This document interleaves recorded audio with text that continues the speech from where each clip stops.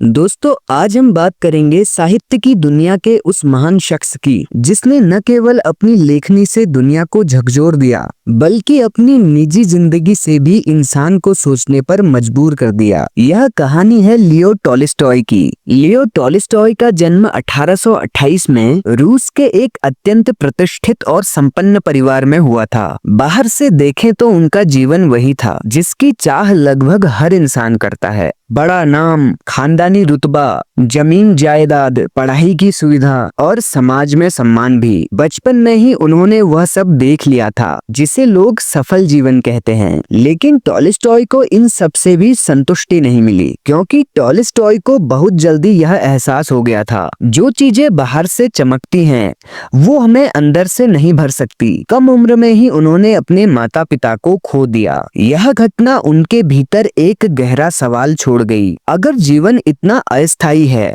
कि कोई भी अचानक चला जाता है तो मनुष्य इतना भागदौड़ किस चीज के लिए कर रहा है? यह सवाल उस समय शब्दों में नहीं था, लेकिन कहीं न कहीं उनकी चेतना में बैठ गया था। जैसे जैसे टॉल्स्टॉय बड़े हुए, उन्होंने पढ़ाई की, सेना में गए और युद्ध को बहुत पास से देखा। वहाँ उन्होंने देखा कि अच्छे बुरे, सही गलत, ईमानदार और बेईमान सभी मरते हैं। तो उनके मन में पहली बार यह सवाल उठा कि सबका अंत निश्चित है, तो जीवन का क्या मतलब है? युवावस्था में टॉल्स्टॉय ने वही सब किया जो एक पढ़ा लिखा, ताकतवर और अमीर युवा करता है। शराब, जुआ, स्त्रियां, सामाजिक प्रतिष्ठा, वह सब कुछ। वे स्वयं स्वीकार करते हैं कि उन्होंने कई वर्षों तक जीवन को केवल भोग में जिया। लेकिन समस्या यह थी कि वह भोग भी उन्हें वह शांति नहीं दे पा रहा था जिसकी वो दरअसल आशा कर रहे थे। हर सुख के बाद एक खालीपन आता था और फिर हर खालीपन के बाद एक नया सुख खोजने की बेचैनी। यह चक्र चलता रहा। दोस्तों, बचपन से ही टॉल्स्टॉय ने बहुत गहरी घटनाएं देखी थी। बचपन में ही माँ बाप का निधन हो जाना। दोस्तों, उनकी माँ का निधन तब हो गया था जब वे सिर्फ 2 साल के थे और उनके पिता का निधन भी जल्द ही हो गया था जब वे सिर्फ 9 साल के थे। दोस्तों, बताते हैं उनका पालन पोषण उनके रिश्तेदारों द्वारा किया गया,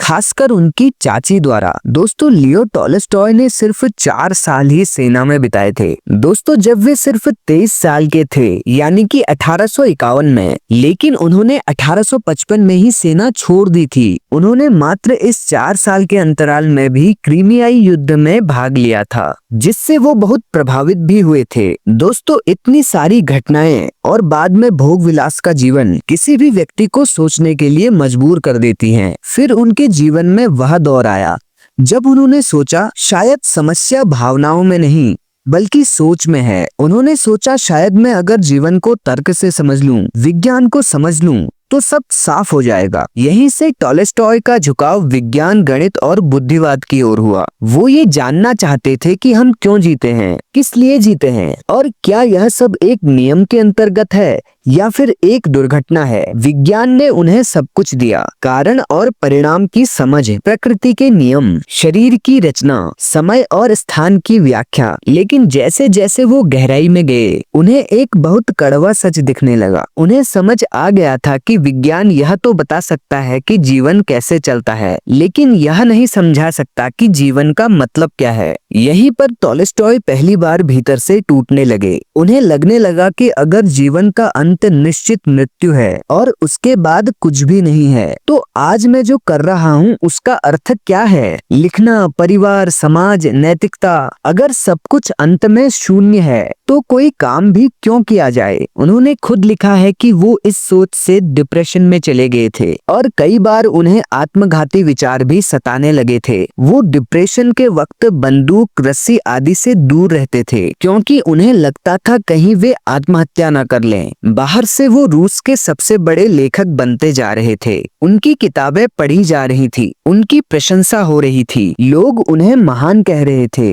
लेकिन वे अंदर से बहुत टूटे हुए थे। वो हमेशा अपने आप से यही सवाल पूछ रहे थे कि मैं क्यों जी रहा हूँ। यह वह विरोधाभास था जिसने उन्हें लगभग अंदर से पागल कर दिया था। उन्हें लगने लगा कि जिन लोगों को वो पढ़ा लिखा और बुद्धिमान मानते हैं, वे सब भी इसी भ्रम में जी रहे हैं। बस फर्क इतना है कि उन्होंने उन्होंने सवाल पूछना बंद कर दिया है। यहीं से टॉलस्टॉय ने एक बड़ा निर्णय लिया, अगर विज्ञान और बाहरी सफलता जीवन का अर्थ नहीं दे पा रही तो शायद दर्शन दे सकता है। उन्होंने यूरोप के लगभग सभी बड़े दार्शनिकों को पढ़ना शुरू कर दिया। उन्हें उम्मीद थी कि किसी न किसी ने तो यह सवाल हल किया होगा, लेकिन यह रास्ता भी उन्हें संकट से बाहर नहीं ले जा सका। सबसे पहले वो प्राचीन यूनानी दर्शन की ओर गए। उन्होंने प्लेटो को पढ़ा। प्लेटो कहते थे भौतिक संसार वास्तविक नहीं है, असली सत्य विचारों की दुनिया में है। प्लेटो का मानना था कि आत्मा शाश्वत है और यह शरीर अस्थायी है। टॉलस्टॉय ने इसे ध्यान से समझा। उन्हें यह बात आकर्षक लगी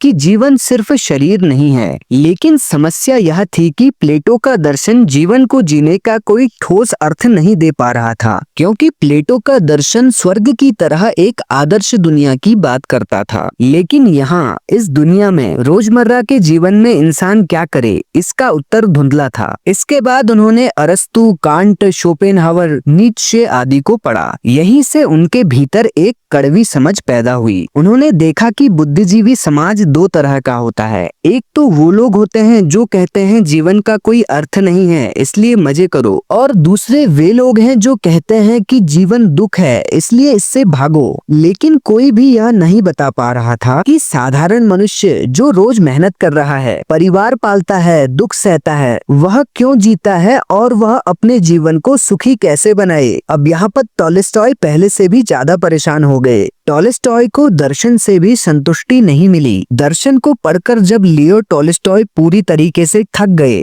तब उनके भीतर एक अजीब सी स्पष्टता आई। उन्हें पहली बार ईमानदारी से यह स्वीकार करना पड़ा कि जिन लोगों से वो जीवन का अर्थ पूछ रहे हैं, वे स्वयं भी जीवन का अर्थ नहीं जानते। बड़े विचार, भारी शब्द, जटिल तर्क जिंदगी को समझने के लिए काफी नहीं है। तब उन्हें समझ आया कि जीवन में सादगी बहुत आवश्यक है। उन्हें साफ दिखने लगा कि जिन लोगों को लोग बुद्धिमान कहते हैं, वे लोग अंदर से उतने ही निराश भी होते हैं। अब उन्होंने किताबें बंद कर दी और लोगों को देखना शुरू कर दिया। इससे उनके मन में यह निष्कर्ष निकला कि जीवन का अर्थ जीने में ही है, सिर्फ स्वयं के लिए नहीं बल्कि दूसरों के लिए भी। इसके बाद उनके जीवन में एक वास्तविक परिवर्तन शुरू हुआ। उन्होंने सादगी अपनाई, अपने विशेषाधिकारों पर सवाल उठाए, किसानों के साथ खेतों में काम किया, धन और संपत्ति के प्रति अपने लगाव को खुलकर चुनौती दी। यह कोई दिखावा नहीं था बल्कि भीतर की मजबूरी थी। वो अब वहीं जा रहे थे जो उन्हें सत्य लग रहा था। इसी दौर में उन्होंने ईसाई धर्म की नई व्याख्या भी की। उन्होंने चर्च, पादरियों और संस्थागत धर्म का विरोध भी किया। उनका कहना था कि सच्चा धर्म बाहर नहीं है बल्कि भीतर है। उन्होंने प्रेम, करुणा और अहिंसा को ही असली धर्म बताया। उन्होंने साफ कहा, अगर धर्म इंसान को इंसान से जोड़ता नहीं